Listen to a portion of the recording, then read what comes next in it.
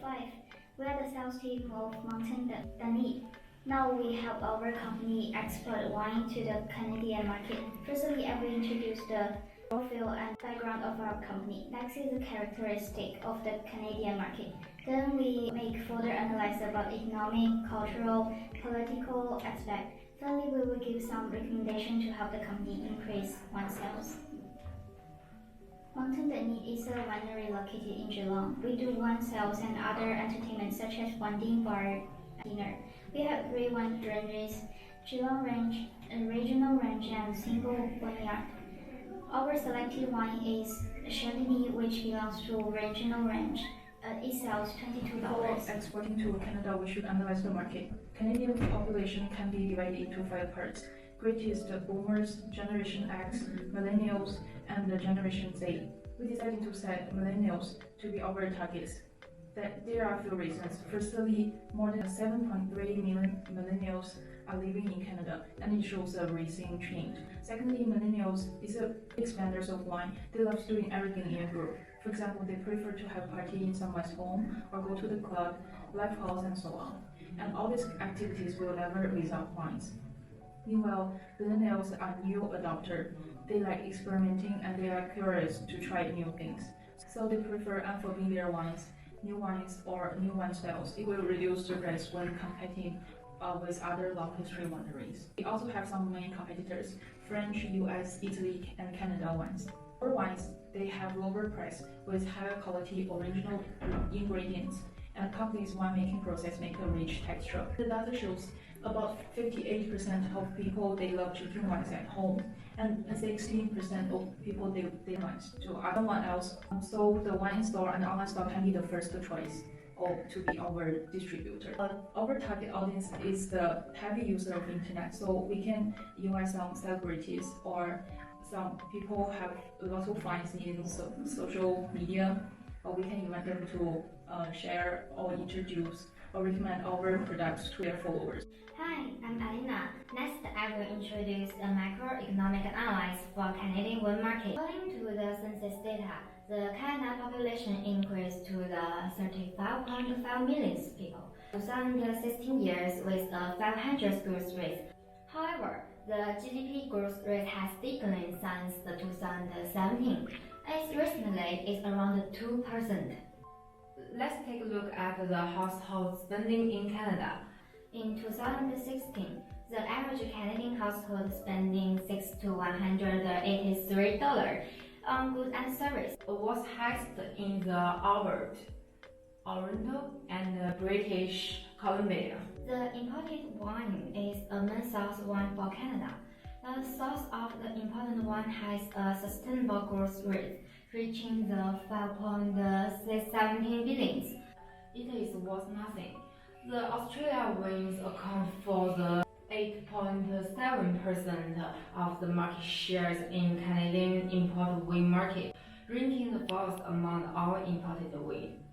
In the 2018 years, Australia's wine exports to Canada increased by the 12%, inward to the 210 millions. Reason for Canada growing demand for Australia wine is Australia eliminated Canada's tariff right at entry into force of the CPTPP. This agreement promoted a bilateral trade. Talk about Canada's cultural environment. Canada is a very diverse country and it has historic influences from British and French, which to a certain extent has actually impacted their wine preferences, because French wine is the most popular wine in Canada, whereas Australia is the 4th most popular wine in Canada. In terms of offset, the 2 most relevant dimensions are uncertainty avoidance and indulgence versus restraint, which will be beneficial to us. That means that Canadians are more willing to try new things and they're open to uncertainty. So hopefully our wine will have a higher chance of increase in sales. And in terms of indulgence, they like to indulge in their desires and are spending money to do so. So hopefully our wine should boost sales. In terms of their demographics, 68% of total Australian wine sales occur in Quebec and Ontario, and the next market share would be British Columbia and Alberta. In terms of wine preferences, Australia has a 12% market share and white wine is the top consumer preference. And there has been an increase in demand for new world wines from Australia, New Zealand, and US. And at the same time, there has been a large increase in demand for domestic Canadian wine. In terms of age group differences, millennials consume the most wine at 36%, followed by baby boomers at 33%. And millennials tend to buy more imported wines compared to boomers, and millennials also like to purchase wines through the internet rather than actually go to stores. In terms of gender, women prefer new world wine compared to men, and they're also more likely to buy wine that comes from sustainable practices, and they're also unconsciously more willing to buy wine from female winemakers. Thank you. Hi, I'm Yi. I'll be talking about the political and legal environmental analysis. So the Canadian wine market is controlled by the Provincial Liquor Control Board, which monopolizes the market. Each Canadian province, except for the Alberta here, has their own set of rules on the Liquor Control Board, which regulate licensing, import, labeling, and packaging standards. As Canada is officially bilingual, the Consumer Packaging and Labeling Act requires all labels to be in both English and French. In respect to the IP rights, Canadian Intellectual Property Office oversees most of the IP system, and it is also important to obtain the seafood for Canadian license and the comply with the sanitary and the phytosanitary regulation as well. Australia and Canada have the mutual acceptance agreement on oenological practices, where each country will permit the importation of wine from another.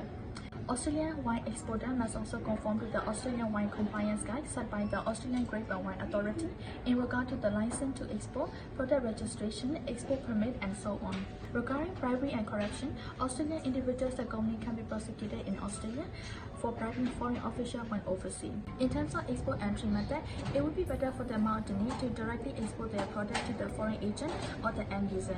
Then, it can later expand through the foreign direct investment after achieving a certain market share or the revenue.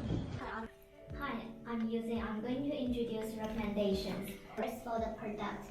The alcohol of our wine is 30%. It's perfect for the healthy, conscious consumers in Canada who seek lighter grapes wine which has lower alcohol. This is an advantage we should take. Our target audience, millennials, with stronger aesthetic sense that they value image and design of neighbors. It recommends adjusting the packaging design, appropriate packaging and labeling that reflects the high Australian wine quality.